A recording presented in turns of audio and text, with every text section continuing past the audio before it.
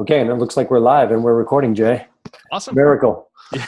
The miracle of modern technology. It's amazing. To those of you who are joining us, albeit via a recorded conversation, thank you for taking some time out and joining the Influitive Content Marketing Master Series. This is the third of a series of conversations we're having with content marketing experts, prognosticators, influencers, call them whatever you want to call them, but they're people that know content marketing and certainly know where content marketing is going. And today I'm joined by Jay Acunzo. Jay, thank you for joining me today. Oh, my pleasure. This is going to be a lot of fun. It is going to be a lot of fun. To those of you in the audience who are watching, you just missed 15 minutes of Jay and I desperately trying to figure out how to get, what do you call it now? It's not YouTube Live, right? It's Hangouts on air. Hangouts on air to work, to actually go on air, and we failed. So we're using other means here, and we'll have just as good a conversation. So Jay, I'm going to ask you to tell me a little bit about your story, but before we get started, my name is Jim Williams. I'm the Vice President of Marketing at Influitive, and Jay, I'm going to tell you a little bit just to orient those of you in the audience to Jay Acunzo. He is a content marketing rock star. He's done quite a bit in his short time. A couple of the things that he's doing right now, Jay is the VP of Platform at NextView Venture Partners. I think he worked with a couple of dozen startups on their content marketing strategy. Close to 60 investments now. Whoa, it's crazy. It's unbelievable. That must be great. You get exposed to so many different innovative people and ideas and entrepreneurs and everything else. So that's one of the things you do. You're also the CEO of Unthinkable, which I think is that's your company that you started, which is primarily about creating content, sharing best practices. Well, not best practices. We'll get all into that, yeah. We'll get into that. You've been a keynote speaker at many, many, many conferences. As a matter of fact, I heard from one of our customers, Blackbot, about what an unbelievable job you did speaking for them. You've done a lot. And a little bit about your background too, and I'd love to hear this journey, but you were also at HubSpot for many years, and at one point, you were at ESPN, and just for those of you who are local to New England, you worked for the Hartford Courant, which is pretty interesting as well. Yeah. So I covered a lot, and I'd love to have you fill in all the gaps. Tell us about your journey. Tell me about how you got to where you are today. Sure. God, I have no idea. Honestly, if I had to sum it up, it's like putting a lot of stuff onto the internet because I enjoy it and good things come back around. So if you look backwards, I think you can sum it up as I really love to make things to help other makers. And so whether those makers are people who do marketing in a classic sense, people who do content marketing, and so they're maybe more of a writer, producer type.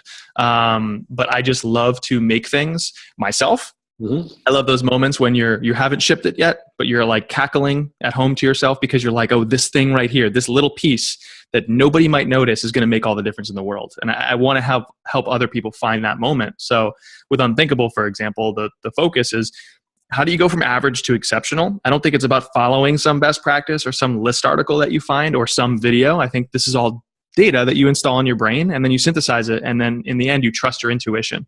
So I'm trying to help more people trust and hone their intuition so they can go from that average follow the list type of marketer to somebody exceptional who stands out in the noisiest world we've ever seen. And so that's kind of, I guess, the story of my career. You did a good job of laying out the what, but I guess that's a little bit of the why. When did you first start to kind of develop the idea for Unthinkable, right? And that approach? I'm sure like it could have been at any point during that long career with many different types of roles, but when did that crystallize for you? I've always been fascinated. So I got into content marketing because the first word is content. Like I like to produce stuff that makes other people feel, that makes me feel. And I found my way into this industry and found myself surrounded by a lot of advice that seemed to undercut the value of that first word. And really it's more about the marketing of the content. And it's fine. I think it's a very important part of what we do. And there's plenty of advice out there, but I think there's a gaping hole when it comes to the production, the understanding of the nuance of the stuff inside the container. Yeah. It's not just a blog post. That's the container. That's a delivery vehicle. What do you put inside? How do you think about it? How do you make sure it hits in that crazy, noisy world? So there was one conversation that I think led me to the Unthinkable thing in particular, which was I just gotten disillusioned with this like tips and tricks factory mentality and just more lists and more bottom dollar basic crap, right? Like we're all there. And I had this conversation over beers with a friend of mine who's a co-founder of a wiki software startup called Tetra. And I sat down with him and I was like, look, here's my emotion. Like, I'm an Italian. It's all on my sleeve always. So I just gave it to him. And he looked at me and very simply he went, oh, you want to work with people that are bothered by suck? And I was like, oh my God, that's it. That is exactly the way to say it. Like whether you phrase it more positively, like you're craft driven or audience first, or you phrase it in that negative, you're bothered by suck, you aspire to do better. I want to do work that moves not to the average and plateaus, but beyond that. And so Unthinkable for me is this exploration of what does that take? And so every week we submit a hypothesis to the audience in story form. And then we ask the audience to spit back if they agree, if they don't agree, how it applies to their world. And so we do two things in those stories. The first is we present that hypothesis and then try to figure out what is the common wisdom, what is the conventional thinking around that theory. Mm-hmm. One example might be, a best practice is in fact the best. That's conventional thinking when you hear someone say best practice. Mm-hmm. Let's go outside the marketing echo chamber for a second and let's go talk to somebody who's found success ignoring best practices. Not so we say the conventional thinking is wrong, just so we allow for more possibilities to be true. There's not one way. You don't have to write a list article if you blog. Right. Not one way. And now that we can come and, back into our own echo chamber, now that we are open to new possibilities and hear a case study of somebody who is in marketing and business and entrepreneurship in digital, who lived out this hypothesis for the day. So that's kind of like the 3-part type of episode, very story driven. And the goal is, I just want to help more people move from average to exceptional, because if we don't, I don't know why we're producing things anymore. Right. So a couple of questions on that. Just to, again, related to your background, you feel like, because I've worked in marketing a long time, certainly B2B marketing, tech marketing, whatever. So a lot of content creators, before we called it content marketing, we were creating content, etc. But I've only actually worked with one other person that was a journalist. Do you believe that your background, where you started as a journalist, gave you some of that seeds of no, it's about what's in the container, not the shape of the container? Because as a journalist, you don't shape that container anyway. It's all about the words and the story and being remarkable, I think that's part of it. I wanted to write sports. So I won a scholarship in college to do sports journalism and interned at ESPN and the Hartford Courant and really saw a different world than we live in today. Mm-hmm. And, a lot of print ideas, things like inches of a column because there's physical space involved. Yeah. And I really loved one angle on sports journalism, which was the big, sugary, overdrawn, overblown hero's journey stories of athletes. I love that stuff. It's so cheesy, but I loved it. And so that's what I pursue in my writing. That's the feeling I want to get. I don't want to write that hollow crap or produce that basic interview episode of a podcast because it doesn't make me feel anything. So I don't think it'll make others feel anything either. So that's part of it. But I mean, even before that, like when I was a kid, my sister and my 2 closest first cousins, we would always produce like shows, like programs for our family. And it was just fun. Like we had a ping pong tournament for our family and we did ESPN. I think back then we called it ESPN 3 because it was before there actually was a digital ESPN 3. Right. We would do like rollerblade shows and stunts. Like that's just the way we were. And so now that I see people creating content, I'm like, why don't we create this giant media thing of our niche, This American Life, ESPN Sports Center, whatever. And then I think most people are really thinking about content as a replacement for a banner ad. It's like this blog post is how we convert people instead of that old thing that used to convert people, right? And so maybe it's just intrinsically motivating to me to produce things that smell more like programming, but I think the elevated stuff is what I've always aspired to do outside of marketing. It just so happens that there are now brands with different business models that want that stuff too. Got it. So this relates to my next question. I was listening to your podcast, I think what you call the Slingshot, which is a quick hit story. Quick hit, yeah. That side project stories because they slingshot you forward when you do a side project. It was great. It was a story about a woman who happens to be a B2B technology marketer right here in the Boston area who found that her side project, right, her side gig is the thing that actually turned around and ended up inspiring her in her main gig because it It got her to think outside of the box and explore things from a new angle. Like her inexperience in this side gig is the thing that led her to be so creative and have a different approach. So it was a great podcast, by the way. I love it. Thank you. Thanks. But it made me wonder, like, because we were just talking about marketing, is it harder to find those stories with people who are in marketing because they get stuck in the listicle and the container and the best practices and it's almost like you're a marketer, but being in marketing dulls your senses to actually find really, really great stories to write about, Well, I think you're onto something, which is, if you just consume things that are in your own little echo chamber, bad things happen. And you can tie that to the election that we just went through. You can point to the way we do marketing, and it's just all marginally different sameness. Yeah. I'm fascinated by this term, the noise, right? The noisy world, all the noise people are creating. How do you cut through the noise? We hear that word a lot. What is noise? If everybody's singing the same opera song or opera in general, you're creating noise. But if I come along and I drop like a sick gangster rap lyric, you'll hear me, right? Like I'm creating ostensibly more noise, but I still stand out. So I don't think noise is just you're creating things in a world where lots of others are creating things. I think it's actually sameness. Mm-hmm. And so to avoid sameness, you have to insert more of your own experience, right? If I give an article headline and 90% of a draft to 50 people in a room, I get 50 different final versions because all 50 people are different. It's just that you have to be willing to draw on your past experiences, on your beliefs, on your hopes, on your fears. The way you are as a person matters when you're trying to stand out, right? The pithy way of saying that is different is better than better.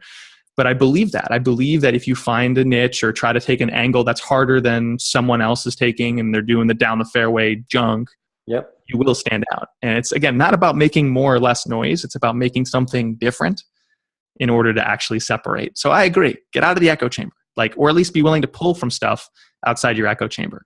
TV is great at doing this, even though it doesn't seem that way in some of the big networks. So the way you pitch a TV show is often it's this thing meets this thing. Yeah. It's maybe this little different element. And so they're really good at even pitching their concepts look, it's something down the fairway. It's the marketing B2B practice stuff that we always publish meets Anthony Bourdain's Parts Unknown. Right. Okay. We can work with that. Yeah. 2 formats. We know exactly what the demographic is. We can tell you what the audience and the viewership is going to be. We sandwich them together with this bit of glue. Yeah. You have this predictable outcome. Right. You can sell ads against. Sure. Yeah. So let's talk about the noise and the sameness, because, the inspiration for the whole series of conversations we're having with content marketing masters or whatever you want to call it is because the echo chamber has gotten so big and so loud and so much noise. And I kind of chalk that up to the rise of content marketing, just like everything else in technology, right? There's a new discipline that comes along, which is really kind of a new name on an old discipline, but everyone suddenly gloms onto the thing and they begin to adopt all the best practices, right? So, and as marketers, the machinery we have this machinery, right, at our fingertips that allows us to just crank up the noise, right? Like scale. We're really good at scaling stuff. And the reason why we focus on that, I think, was making the stuff remarkable, making it stand out, making it not be the same is really hard, right? There's no technology for that. That's just really good intuition and good marketing and good psychology and everything else. So talking a lot about this, the noise, and we've heard about content shock, etc. So you go to try and dig out examples of this. Is it hard? You feel like it's harder to dig out the examples of where people cut across the sameness and make a difference and stand out? I think it can be if you think of creativity as having to be something big, right? Like the example of the episode that you cited. I love the fact that you went to Juliana's side project story or her slingshot episode, because it wasn't a big creative or big innovative thing that she did. She just responded to a Facebook ad advertising a freelance writing side project to write for a beer magazine online. And, but she found such meaning in it. And she was able to try out her writing muscles, which she has in her day job as a content marketer, in a slightly different way. And the magic, the way the creativity manifested, the way she could stand out from the noise, is she was willing to trust herself to say, oh, I can pull from that project, even though the topics are completely different, beer and marketing, I can apply something small that I've learned over there to my day job and stand out. And so what she did was She got away from the listicle farm, how-to tips and tricks crap, started writing human interest pieces about her customers, about the industries, not just leaders, but just interesting people in that space. And she stood way, way out in her job. She got a promotion. She got poached by another company to lead all of marketing there. Mm-hmm. So that's not huge. So back to your question, I don't think it has to be hard if you can just lower the stakes a little bit, right? Like we have this idea of like, what one brand do you always hear cited when you think about content marketing creativity? HubSpot. Sure, HubSpot's one. Yeah. Lots of resources, public company. How about on the consumer side? There's one like pet rock that I have. I hate that we always cite this one company. Red Bull. Yeah. Like, oh my gosh, can we come up with more examples of creativity than just Red Bull or Amex or and it's great. They're awesome. I totally agree. They are creative. But so is the way that junior writer for the company you've never heard of opens her paragraphs, right? The one line she inserts at the beginning. Like that's creativity. That's separation. And so it doesn't have to be this big lofty thing. Very interesting. Your story of that slingshot, it resonated with me for another reason. Not only do I like beer and I'm from Boston, I'm in MarTech. There's all these things as well that are similar. But the thing that stood out to me was she was not an expert in beer, how it's made, like any of that. And so what made her kind of stand out and make her thrive in that is that she would talk to the customer and speak their language, and they're asking things like, how do people design the labels on these beers? Like any craft brewer would be like, well, I don't care about that. Like it's all about the hops and the barley and the combination. But she would write all these stories about how people do things like that, like design the labels or whatever the case may be. And the reason that stood out to me is because what we're finding increasingly in B2B, the companies we work with, they're also trying to stand out and cut across the noise or cut through the noise. And one way, aside from hiring incredibly talented, super smart writers, is just get closer to your customers. Mm-hmm. Just have conversations with your customers, real conversations about their life. Like, what is a day on your job like? And a lot of times, if you write about that, you can create content that sounds different, that resonates more, that connects with people in profound ways you could never anticipate, right? So like that kind of what resonated with that slingshot. Of course, we're in the business of advocate marketing. So we talk about talking to your customers and getting the stories out. So it's kind of interesting. One of those examples was I was listening to a woman speak. Her name was Taylor. She's at the company called Touch Bistro, right? They do like iPad point of sales things in restaurants. And she's like, we have this challenge, or I have this challenge, this scary thing that I think a lot of marketers have is like, I don't run a restaurant. I've never run a restaurant. I go eat in restaurants, but like I can't speak to restaurant owners. And so, she spends a lot of time talking and listening to what these people are saying. That's where she learned like, oh my God, we're writing about the wrong thing. We're writing about staffing plans instead of point of sale systems because that's a major problem. I totally agree. It's tough for people like us who are in tech to admit this, but a lot of people who purchase tech or work with an agency or an expert or go to events or whatever are doing so in an unnecessary way. Like they're overcomplicating their own world. Like I feel like there's so many millions of dollars a year wasted on like SEO consultants and technology. 75% of the traffic coming to the NextView blog is all search-based. And I just spend a lot of time buying coffees for entrepreneurs and talking to them and answering their questions and speaking in their language and pulling from my own experience, starting things. And I'm not saying there isn't a place for both, because there is. Sure. But I'm saying we've erred a little bit too far as an industry to one direction. It's the tech, it's the generic absolute best practice. It's how many words should a blog post be instead of what are we putting inside of that blog post? Let's go talk to some customers. Right. As part of that, you talk a lot about in your writing, on your blogs, et cetera, about this idea of going with intuition. We've talked about it here. In fact, you so much so that you're like, I don't care about data. I don't want to hear about that anymore. Go with your gut. Go with what the thing you feel is right. So it sounds great, but that can be a scary idea for a generation of marketers that have grown up inside the machine, right? Where like everything is measured. I got A/B tests and conversion rates and this and that. And just to be like, I'm going to cut across, instead of looking for patterns in the data, I just feel instinctively this is something to write about. So like, how do you advise content marketers, especially people that are getting started in this, to follow their intuition and, damn the numbers. I don't think it's damn the numbers. Although I wrote, I don't care about data because I personally don't. I know I need to use it. I know how to use it. I often use it. But that's not why I got into this stuff. I know why I exist in this industry, and it's not to get really good at analytics. Yep. There's plenty of people that are that way. If I was building a team, I'd hire some. I want to get really good at the creative craft. I want to get really good at standing out. I want to get good at building unassailable content assets that a competitor couldn't just copy in a marginally different way, right? My podcast hopefully will become an example of that. Mm-hmm. So I don't think it's damn the numbers, but I have worked with some writers and some podcasters and designers where they see things others don't. And in the entrepreneurship world, this is everywhere, right? A successful entrepreneur, you're like, how did they spot that? It's the classic, like, that's so obvious. How can no one have done that before, right? Right. So I want to dig with this show that I'm hosting into how. Like, what did they see that we didn't? How do we get there? How do we end up on the right side of an intuitive decision where the facts, whether it's data or precedent or something someone says to you on a stage, are just one way to inform your ultimate decision as a person. I'm Italian again, so I use food analogies a lot. Yeah. I think an analytics report it helps you create the constraints. It's giving you ingredients, but it is not the recipe. Yeah. In other words, it's just giving you some stuff to work with. It's not giving you the step-by-step exactly what you should do. You decide that, right? So a great example is there was a study by this guy, Eric Siegel, a while ago. He was looking into airlines and people who missed flights.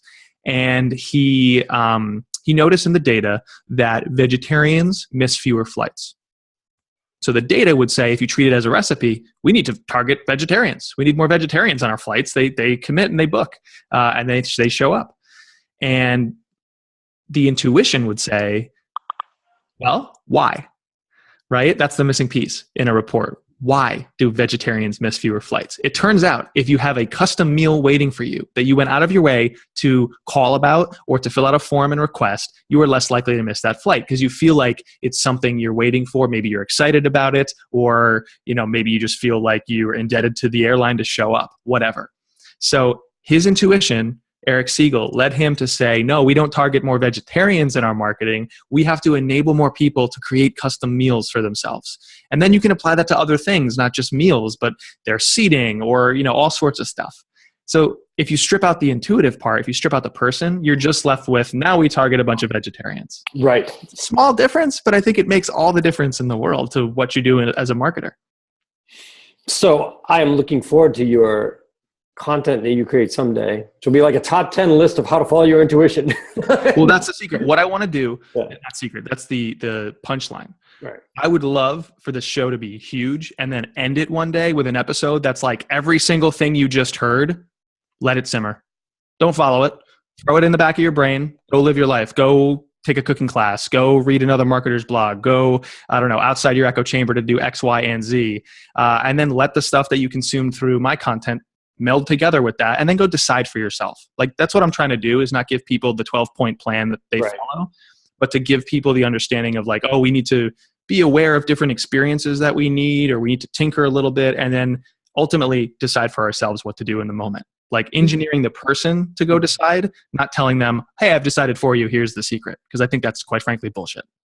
Does that appeal? It makes total sense, but does it appeal to maybe a more mature, more seasoned writer, a content producer, or a marketer, or whatever the case may be, versus someone who's like, maybe just getting started and they're like, no, I literally want to know like the rules of this game. Like, what rules do I follow?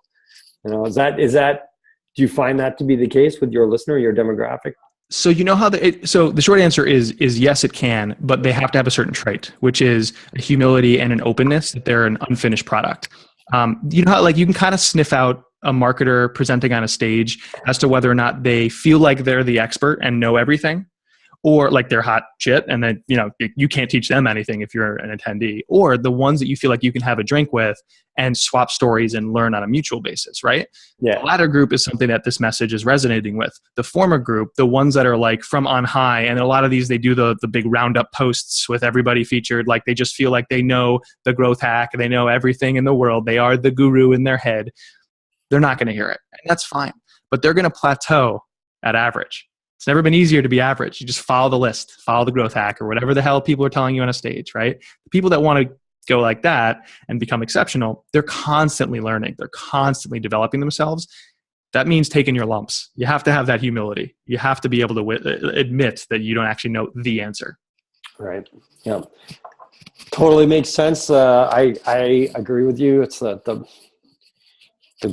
another bullshit term. It's like the growth hacking term all the time. What does that mean? The secret that you get on stage, they're not secrets, right? Like the secret is there are no secrets. Of course. Everyone else just heard it. So tell me a little bit about, again, we focused a lot of the conversations in these series on the idea of user-generated content, which is a very consumery, brandy term. Like Sure. Think about, companies that are awesome at that are the same thing. It's like you were saying earlier, you're going to rattle off the same, Apple, yes, there's their billboard. It was a picture taken by one thing, right? Or GoPro, everything's user-generated content. So take a photo with your Coke can, right? Like there you go. Exactly. B2B, harder to spot, not as often, and it comes in the form of stuff that looks like case studies, and like you don't see too much of it. When you think of user-generated content in that B2B world, what comes to your mind? Like, what do you see that's interesting? Yeah, it's interesting. I think B2B mentality, especially as a content marketer, is you're a teacher. I think the really good ones are teachers who also are entertaining. Mm-hmm. They're creating things that are nutritious, but also very delicious at the same time. Yeah. They are the Quaker Oat chocolate covered granola bar. That's what a good B2B marketer is: delicious and nutritious. And in those moments of teaching, one individual, you can share it with the world, right? So there's user-generated content. So, I have in the back of my mind, maybe I'll host like content creator therapy sessions. I already do these calls 4 to 5 times a month with my listeners, where I just put out an open invitation. Let's chat about literally anything. And I learned so damn much for the people who listen to my show, and hopefully I impart something back their way. I could publicize those into an informal podcast or video series, and that's user generated. It's not just me at the controls. I might be guiding it, but you would do that if you weren't appearing on a camera or on a microphone too. You would kind of give somebody some guidelines.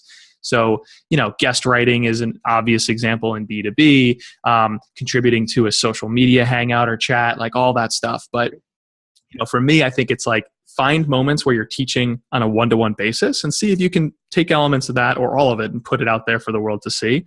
Because that other individual is almost like the guest or the star, right? They add a lot of content themselves. So to me, that's B2B user generated. Can you think of other brands in the B2B space that you think are particularly good at this, at putting like, the end user, the end customer, the end whatever into their marketing, telling their story in a compelling way? No one jumps to mind, which is probably an issue. However, I think if someone is not doing something, that is a reason to do it, right? Because again, that's white space. There's not as much competition. We can be a little bit more transparent as B2B companies to actually take that approach. And B2C is personality driven a lot more in the classic sense, in the stereotypical sense, than B2B. So maybe they're willing to have the voice of the consumer come out a little bit more, whereas we're like block and tackle. Let's get leads. Let's put those leads through an MQL process, right? Like that's no, we're targeting humans, and we're competing in the same spaces as all of the best media on the planet on Facebook, in a podcast feed. Like we are up against not just other B2B competitors. So we got to raise the bar. Yep. What's next for you, Jay? This year, I'm really excited about, continuing to build the podcast, because Unthinkable is quite possibly the most fun I have doing anything. No offense to this. This was like right next to it. This is like my show, and then right here. But I'm doing a lot more speaking and workshops, and that's super exciting for me because while it's fun and it fuels the growth of my show, I get to learn a ton and find those stories, like you asked earlier, how I find some of these atypical stories. It's rooting them out from one-to-one conversations. So I kind of feel like I'm a little sneaky. Like I get to go and speak to somebody, but then root out, untold stories that I can put on my show. So that's what I'm up to. And then we're unfolding all kinds of online products and services as well. So I'm excited for the future growth of everything around the show, in addition to the actual podcast. And the show can be found at Unthinkable.fm. The newsletter is probably where you get all the content, not just the show. I add other stuff to the newsletter. So that's Unthinkable.fm. Awesome. Unthinkable.fm. Check it out. I listened to it this morning. I love it. It's fast, hard hitting. It is like what do you call it? The car talk of marketing, or This American Life. It's good. Very good job. Those are some of my favorite shows in the world. So I really appreciate that. Well, I'd like to say, despite some of the technical challenges we had to get this thing going, it came off at the end as a very good, fulfilling conversation. So, Jay, thank you very much for your time. I appreciate it. And I think that'll wrap it up for now. I'll contact you with the recording, and we'll promote it out to the audience as soon as we get that. Sounds great. Thanks so much. It was a lot of fun. Thanks, Jay. Have a good one. You too.